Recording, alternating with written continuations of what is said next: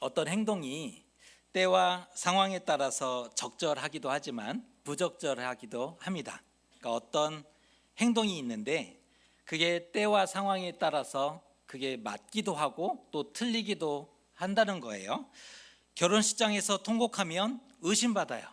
저분은 왜 결혼식장에서 통곡하나? 신랑과 신부에 뭔가 문제가 있는가? 이렇게 결혼식장에서 통곡하면 안 돼, 의심받고요. 장례식장에서 웃으면 예의 없는 사람이나 혹은 민폐를 끼칠 수 있는 상황이 되죠.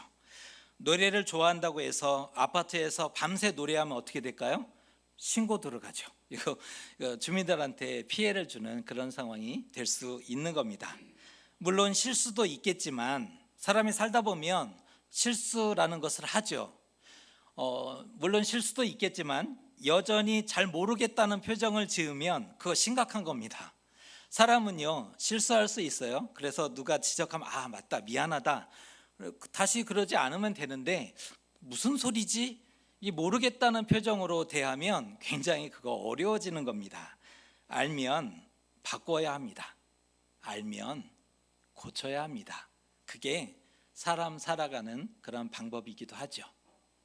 신앙에도 마찬가지예요. 알면 바꾸고 알면 고쳐야 할 거예요. 오늘은 그런 점에서 향유 여인을 생각해 보는 시간을 가져보려고 합니다. 우리는 말씀을 어렵게 들을 거예요. 우리가 예배하는 예배와 말씀은 어려운 얘기입니다. 어려운 이야기라고 하는 이유는 말씀 그대로를 도전받고 우리가 고민하기 위해서 어렵게 하는 부분임을 좀 이해해 주시면 좋을 것 같아요. 오늘은 향유 여인에 대해서 한번 생각해 보도록 하겠습니다. 예수님의 예루살렘에서의 일주일이 시작이 되었습니다. 우리 묵상집 순서가 마가복음을 따라오다 보니까 고난주간의 말씀이 앞에서 이렇게 묵상을 하게 되는데 예루살렘에서의 일주일간의 시간이 진행되고 있고요. 오늘은 수요일에 벌어진 그러한 사건 중에 하나입니다. 낮에는 성전에서 가르치셨고 저녁에는 베다니로 나가셨는데 나병 환자였던 시몬이 예수님을 초대했던 그러한 장면입니다. 그러니까 나병 환자였던 시몬의 집에서 식사하시는 장면을 우리가 본문에서 읽게 되었습니다. 그때 한 여자가 향유 옥합을 깨뜨려서 예수님의 머리에 붓게 되어지는 일이 벌어지게 되죠. 말릴 새도 없이 정말 순식간에 벌어진 사건입니다. 이건 누가 말릴 새도 없이 순식간에 벌어지고 말았어요. 잘했는가? 여러분 어떻게 생각하세요? 예수님 머리에 향유를 부었는데 이거 잘한 것인가? 식사하는데 머리에 향유를 부었어요. 우리가 좋아하는 드라마에서 보면 머리에 뭔가를 부었어요. 차를 마시거나 식사를 하는데 얼굴에 뭘 뿌렸어요. 혹은 머리에 뭘 부었어요. 이런 상황은요 대부분 자존심을 짓밟고 모욕감을 주는 장면으로 이어지죠. 드라마 안 보시나 봐요. 차를 마시거나 식사를 하는데 얼굴에 뭔가를 뿌렸다 혹은 머리에 뭘 부었다라고 했을 때는 이건 자존심을 짓밟기 위함이고요 모욕감을 주기 위한 그런 행동임을 볼 수가 있어요. 아주 적절치 못한 행동이죠. 상대방의 동의를 구한 것도 아니에요. 잠시만요, 제가 이 일을 할 텐데 좀 양해해 주셨으면 좋겠습니다. 동의를 구한 것도 아니고 그냥 부어버린 거죠. 게다가 이 당시 여성이 성인 남성을 가까이 한 것도 큰 문제죠. 오늘 사건이요 적절치 못해요. 동의를 구한 것도 아니에요. 여성이 성인 남성을 가까이 한 것도 문제가 됐다는 거예요. 심지어 집안일을 할 때도 머리를 가리던 시대였잖아요. 여성은 집안일을 할 때도 머리를 가려야 되는 그러한 시대였거든요. 결혼한 여자였다면 이 자체가 이혼 사유가 돼요. 아니, 시대가 그래요. 결혼한 여성이었다면 이 사건 하나로 이혼의 사유가 될 수 있었고요. 결혼 전이었다면 반드시 아버지의 허락이 필요해요. 결혼을 했다면 남편의 허락이 있었어야만 하는 상황이죠. 자칫 사회적인 지탄을 받을 만한 일이었던 겁니다. 또한 나드 한 옥합을 사용했다는 점도 문제예요. 오늘 언급한 이 향유를 나드 한 옥합이라고 표현합니다. 서민들이 일반적으로 사용했던 향유가 아니에요. 수입산 식물에서 추출했던 최고급 향유였어요. 그만큼 몸값이 엄청 비쌌어요. 해석하기로는 노동자의 1년치 연봉에 해당되는 금액이었다는 거예요.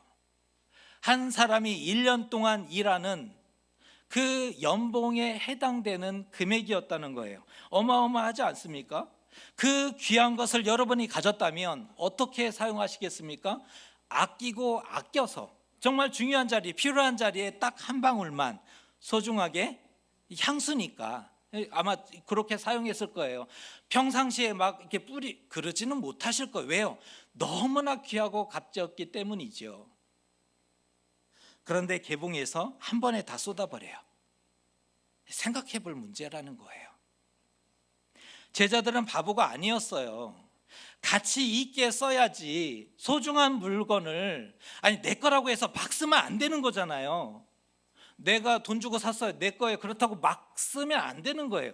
그 물건은 소중하게 사용해야 되는 겁니다. 때와 장소에 맞춰서. 그런데 그것을 한 번에 깨어버렸고요, 쏟아버렸고요. 허비하면 어떻게 하겠습니까? 사람들이 화를 내면서 이렇게 얘기하죠. 어찌하여 이 향유를 허비하는가? 300데나리온 이상에 팔아서 가난한 자들에게 줄 수 있었겠다. 그래서 300데나리온이 나오잖아요. 데나리온, 하루 일당이니까 300일 동안 일한, 휴일을 포함하면 1년치 연봉을 이렇게 허비하면 어떻게 하는가? 여인에게 화를 내고 책망할 만 했던 거죠. 이때 예수께서 그 모든 혼란 상황을 정리하십니다. 역시 이렇게 예수님은 대단하세요. 그 혼란 상황을 한 번에 정리하는데 이렇게 말씀하시죠. 여자를 괴롭게 하지 말아라. 그가 내게 좋은 일을 하였다라고 말씀하세요. 여인을 괴롭게 하지 말아라. 왜 그러느냐? 그가 내게 좋은 일을 했다라고 표현하십니다. 그 이후에 하신 말씀이 가장 중요한데 8절의 말씀을 같이 한번 읽어보겠습니다. 그는 힘을 다하여 내 몸에 향유를 부어 내 장례를 미리 준비하였느니라. 향유는 그 시신에 사용되었죠. 보편적으로 많이 사용되었어요. 이유는 부패를 방지하기 위해서, 너무 이렇게 부패가 빨리 진행되는 것을 막기 위함이고, 또 몸이 부패되어 가면서 나는 그 악취를, 시신이 썩어가는 냄새를 조금 이렇게 막아내는 역할로서 몸에 향유를 발랐던 거죠. 예수께서는 오늘 향유 사건을 자신의 장례와 연결시켜서 말씀을 하세요. 힘을 다하여 내 장례를 준비했으니, 내 장례를 미리 준비하였으니, 온 천하에 어디서든지 복음이 전파되는 곳에는 이 여자가 행한 일도 말하여 그를 기억하게 되리라 라고 칭찬해 주셨죠. 비록 이름을 기록해 주고 있지 않지만 그 여인의 헌신으로 예수님의 장례가 준비되고 구원 사역을 완성하는 데 일조하게 됩니다. 예수님의 구원 사역을 마쳐지는데 중요한 도움을 주게 되었다는 거죠. 서두에서 어떤 행동이 상황에 따라서 옳은 일이 될 수도 있고 틀린 일이 될 수도 있다라는 것을 말씀을 드렸는데, 만일 오늘 사건이 예수님 사역 초기에 발생했다면 어떠한 결과가 나타났을까요? 오늘 똑같은 사건이 예수님 사역 초기에 일어났다면 어떻게 예수께서 반응하셨을까요? 만약에 그랬다면 예수님의 반응도 제자들의 반응과 틀리지 않았다, 같았을 것이다라고 예상이 됩니다. 그 많은 향유를 살아있는 사람에게 부었다면 진실로 허비하는 거죠. 내 거니까 나 막 쓸 거야, 이런 방식이라면 그거 허비하는 거죠. 그 많은 향유를 살아있는 사람이 혼자 누리기 위해서 썼다면 진실로 허비하는 것이고 예수께서도 기뻐하지 않으셨을 것이 분명하다는 겁니다. 아마 별명이 하나 더 생겼을 거예요. 예수님의 별명이 하나 더 생겼을 텐데 예수님의 별명, 우리가 잘 아는 그 별명이 있죠. 뭘까요? 세리와 죄인의 친구다. 이 친구라는 별칭이 하나 있어요. 세리와 죄인을 가까이 하고 그들을 위해서 축복하고 기도하니까 사람들이 붙여준 별명이 하나 있잖아요. 세리와 죄인의 친구로다. 아마 오늘 사건으로 인해서 이게 사역 초기에 발생했다면 예수께서는 하나의 별명이 더 생겼을 거예요. 사치와 향락을 즐기는 자라는 별명을 갖게 되었을 겁니다. 만약에 그렇다면 가난한 이들은 예수님 곁을 즉시 떠나버렸을 겁니다. 씀씀이가 너무 감당하기 어려워요. 선생님이 씀씀이가 너무 커요.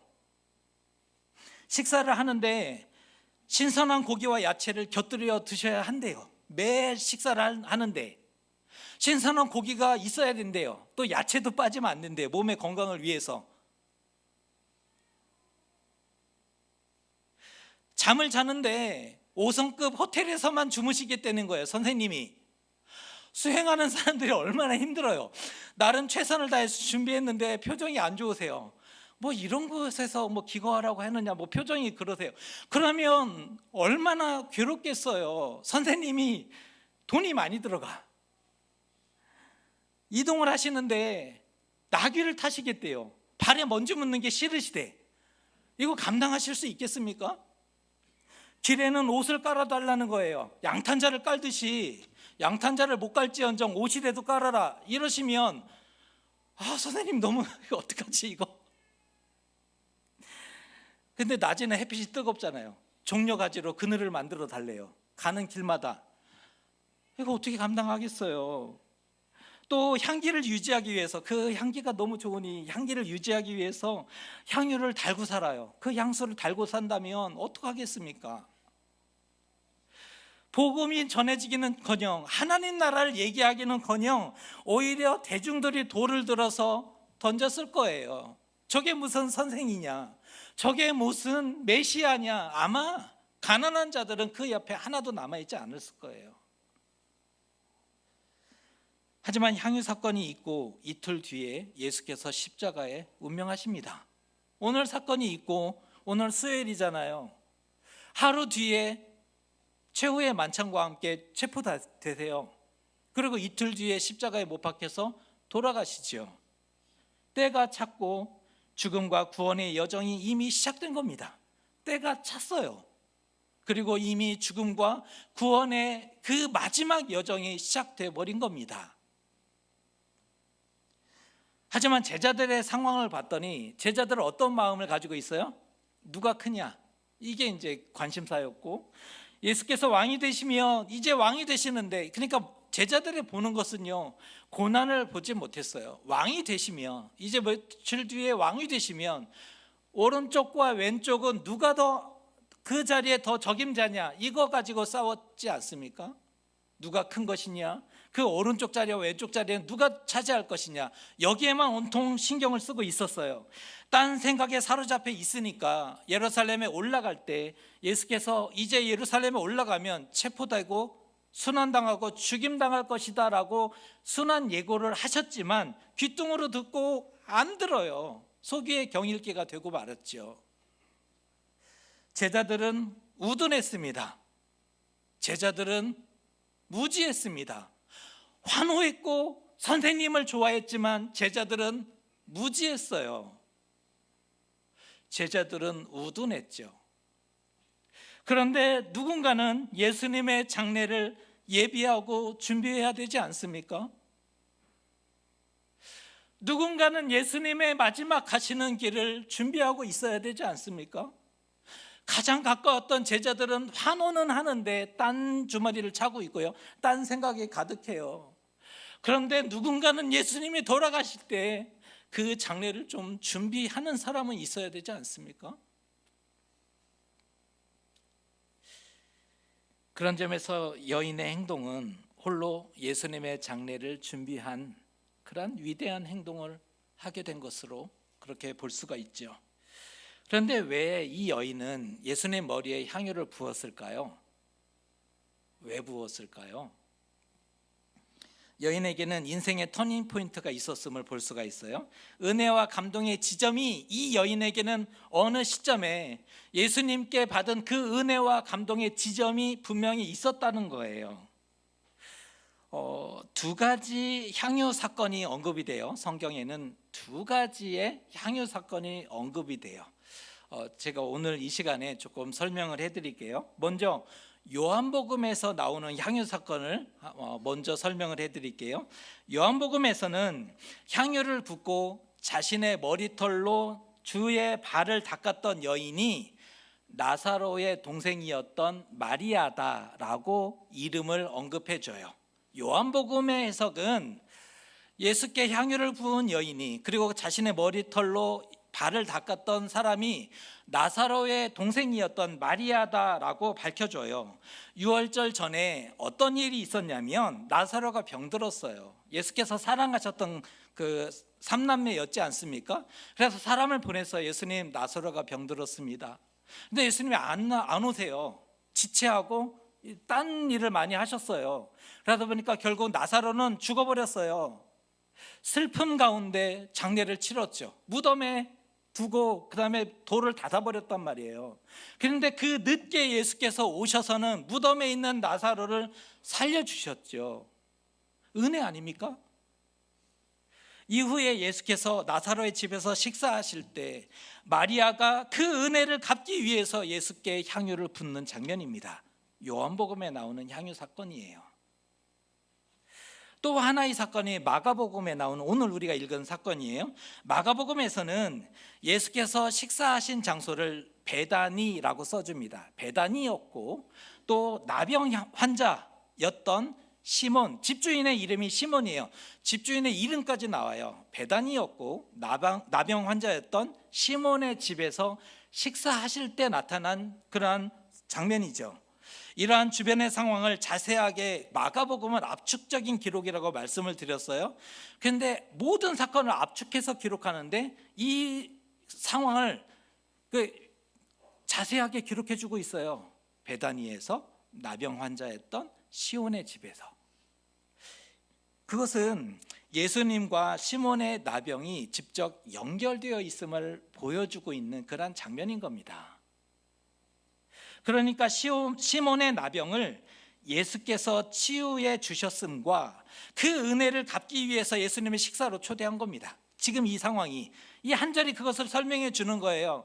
나병으로 인해서 정말 고생 많이 했는데 그 고생한 시몬을 예수께서 앞서서 고쳐주셨고, 그 고침의 기사가 성경에는 나오지 않지만 고쳐주셨고, 그 은혜를 갚기 위해서 지금 식사를 대접하고 있는 그런 장면이라는 거죠.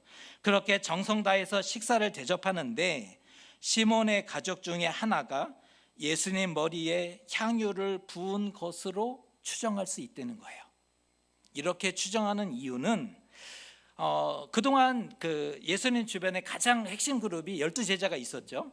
이 12제자가 가장 잘한 것들은 예수님 근처로 접근하는 사람들을 부지런히 커트한 걸 누가 했을까요? 제자들이. 제자들이 무엇을 가장 많이 했느냐? 예수님께 가까이 다가오는 사람들을 커트하고 막아냈던 일들을 누가 했다고요? 제자들이. 그래서 사람들이 예수님께 가까이 오지 못했지 않습니까? 그런데 오늘은 가로막지 않았어요. 먹는데 정신이 팔렸을까요? 막지 않아도 되는 이유가 있었던 게 아닐까. 가족이었다면 막을 이유가 없는 거잖아요. 시몬의 가족이에요. 아니 어차피 음식도 왔다 갔다 할 거고 서빙을 해야 되니까. 만약에 그랬다면 제자들이 막을 필요가 없었겠구나. 그뿐 아니라 외인이었다면, 타인이었다면, 가족이 아닌, 제자들도 아닌 외인이고 타인이었다면 예수께 접근하는 낯선 자를 집주인이 제지하지 않은 거 이상하지 않습니까? 강도가 갑자기 들어와서 이렇게 할 수도 있고. 그런데 집주인이 식사 자리에 정말 예수님 은혜를 갖기 위해서 정말 소중하게 준비한 자리에 낯선 사람이 갑자기 밀고 들어오더니 예수님께 막 접근하는데 집주인은 그냥 가만히 보고 있다? 이 상황이 이해가 안 되죠. 그런데 가족이었다면 시몬이 그렇게 말릴 이유가 없는 거죠. 나병을 고쳐주신 놀라운 은혜를 그 가정은 경험했어요. 시몬의 나병이 고침을 받았잖아요. 불치병인데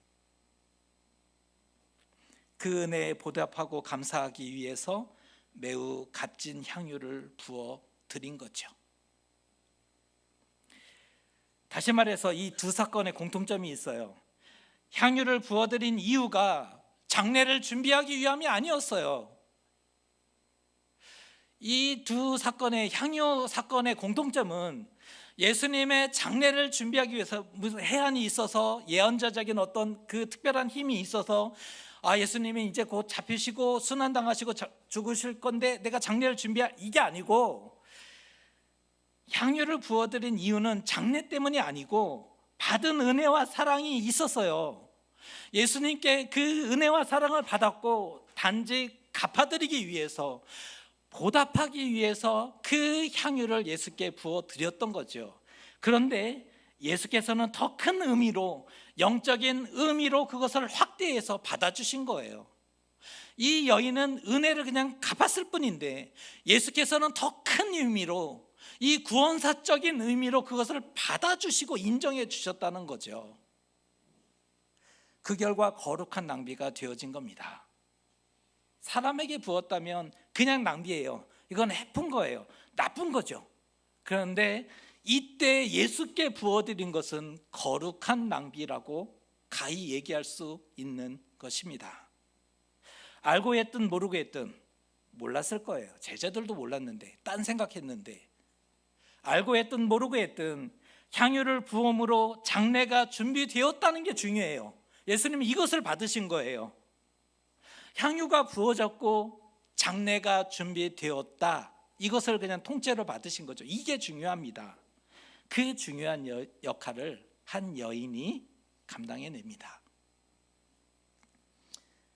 그러나 은혜를 경험하지 못하면 모든 게 아깝고 낭비하는 것처럼 보여집니다. 은혜를 경험하지 못하면 아까워요. 낭비입니다. 제자들이 딱 그랬지 않습니까? 그날 그때 그들에게는 은혜와 감동이 없었어요. 그날 그때 그들에게는 은혜와 감동이 없었어요.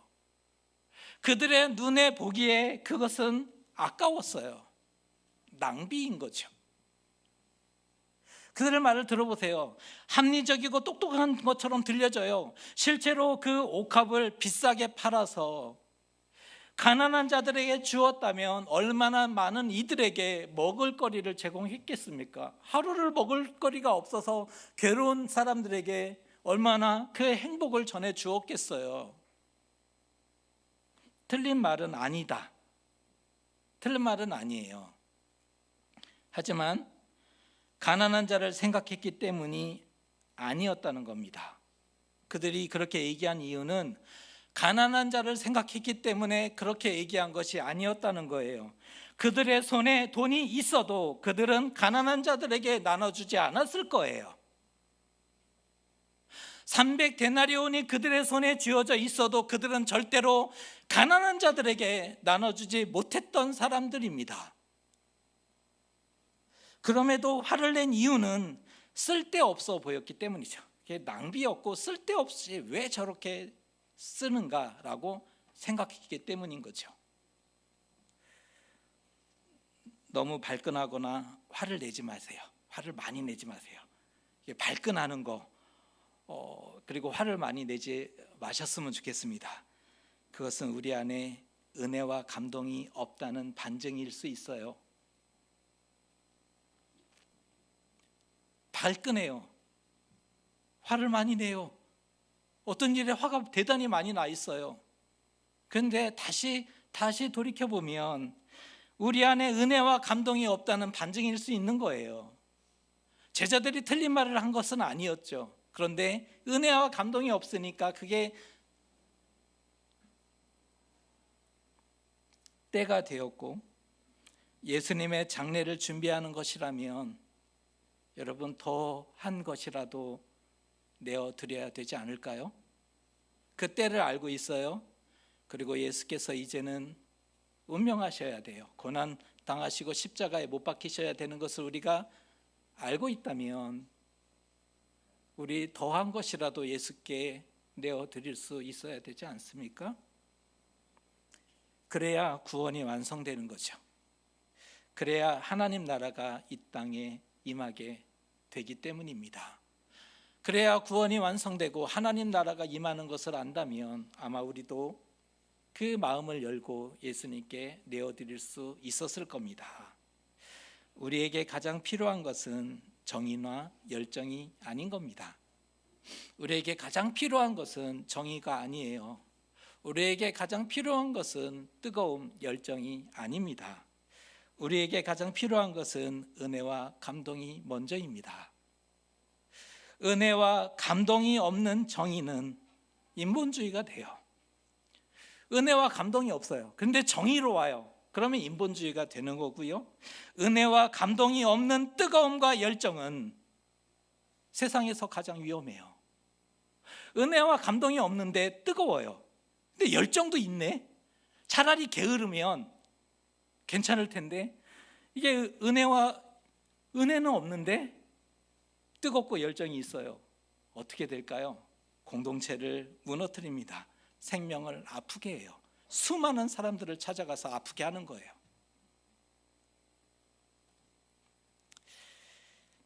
우리에게 가장 필요한 것은 은혜와 감동입니다. 우리가 가장 기도해야 될 것도 하나님, 우리에게 은혜와 감동을 주십시오. 이게 필요한 겁니다. 우리도 구원과 하나님 나라를 위해서 거룩한 낭비를 할 수 있을까? 여러분, 우리도 정말 구원과 하나님 나라를 위해서 거룩한 낭비라는 것을 할 수 있을까요? 예수님을 섬긴 이야기가 성경에는 많이 담겨 있는데 오늘은 그 중에 가장 아름다운 이야기입니다. 예수님께 좋은 일을 해드린, 예수님의 장례를 준비하게 된 그런 이야기이기 때문입니다. 은혜를 많이 받으면 비교하거나 따지거나 계산하지 않죠. 근데 은혜가 없으면 계산기를 두드려 봐요. 이게 얼마나 남는 것일까? 교회도 운영하다 보면 운영을 하려고 그래요. 회사처럼. 그러면요, 계산기 두드려 보면 이거는 소모적인 일이 되어져요. 아이들에게 간식을 사주는 거, 이게 소모적인 일처럼 보여져요. 아이들을 위해서 무언가 하는 게 그냥 아깝죠. 계산기를 찾게 되어지는 거예요. 은혜가 없으면. 그런데 은혜와 감동을 경험했던 향유 여인은 힘을 다하여 가장 귀한 옥합을 예수님께 다 내어드리죠. 그 받은 은혜가 너무 크니까 이게 귀하지만 예수님께 드린다면 드릴 수 있었던 거죠. 그 마음이 우리에게 전달이 됩니다. 하지만 가룟 유다는 돈의 가치에 미혹되어서 은 30에 예수님을 팔고 작정하고 넘겨주죠. 오늘 향유 사건과 가룟 유다 사건이 맞붙어 있는데 이건 정말 대비하는 거죠. 향유 여인은 가장 귀한 것을 예수님께 드린 사람이 되었지만 가룟 유다는 돈의 가치에 미혹되었어요. 무너진 거죠. 은 30에 예수님을 팔고 작정하고 넘겨준 거예요. 실수가 아니라 작정하고 예수님을 팔아 넘겨요. 향유 여인과 완벽하게 다른 지점에 서 있습니다. 우리는 어떤 삶을 선택할까요? 어떤 삶을 선택하며 걸어가면 좋을까요? 할 수 있다면 옥합을 드릴 만한 그러한 은혜와 감동이 우리에게도 넘치셨으면 좋겠어요. 은혜와 감동이 가슴에 꽉 차면 소중하지만 예수님께도 드릴 수 있다니까. 그건 그 다음에 결정하시고 일단 은혜와 감동이 우리 가운데 꽉 찰 수가 있다면 얼마나 좋을까. 그게 없으면 가룟 유다가 되는 거죠. 그게 없으면 누구도 가룟 유다가 될 수 있어요. 거룩한 낭비를 할 수 있을까? 우리는 우리 삶에서 거룩한 낭비를 할 수 있을까? 우리 교회는 거룩한 낭비라는 것을 할 수 있을까? 누구나 다 하는 일을 할 수 있을 때 할 수 있는 일을 하는 게 아니라 우리 교회가 거룩한 낭비라는 것을 할 수 있을까 생각을 하게 돼요. 그런데 하나님을 만난 자, 은혜에 있는 자가 가난한 자를 생각하고 가난한 자와도 나누더라. 하나님을 만난 자가 가난한 자와도 나눠요. 이 가슴에 은혜가 있는 자가 빵 한 조각을 떼어서 나누더라. 그런 점에서 제자들은 300데나리온이 손에 잡히고 있어도, 그 눈에 있어도 가난한 자들과 나눌 수 없는 사람들이었다는 거. 그때 왜요? 하나님을 만난 사람만이, 가슴에 은혜가 뜨거운 사람만이 하나 있는 빵을 떼어서 어려운 이에게, 또 필요한 사람에게 나눠줄 수 있는 사람이 될 수 있기 때문입니다. 하나님께도 드리고 또 팔아서 가난한 자에게도 주는 그런 하나님 나라를 살아갈 수 없을까? 우리는 하나님께도 그 은혜와 감사가 너무 커서, 감동이 커서 하나님께도 구별할 수도 있고, 또 가진 것을 팔아서 어려운 이에게 나눌 수 있는 그런 하나님 나라를 살아갈 수 없을까? 하나님 나라를 이루어 달라고 그렇게 기도는 하는데, 하나님 나라를 이루기 위해서 단 한 번의 순종도 없고 내가 가진 빵 반쪽도 나눌 수 없다면 그 하나님 나라는 어떻게 이 땅에 임하는 것일까? 그런 생각을 해요. 그런 점에서 저는 여러분을 응원하는 사람이잖아요. 하나님께도 드릴 줄 아는 그 마음, 드리라는 게 아니라 드릴 줄 아는 그 마음도 우리에게 은혜와 감동이 먼저 우리 가운데 풍성했으면 좋겠고, 우리가 가진 빵 한 조각을 떼어서 옆에 있는, 울고 있는 사람에게 나눌 수 있는 그런 하나님 나라를 살아가시는 저와 여러분 되시기를 주님의 이름으로 축복합니다. 기도하겠습니다. 향유 여인은 가장 소중한 것을 예수님께 드리며 감사하였습니다.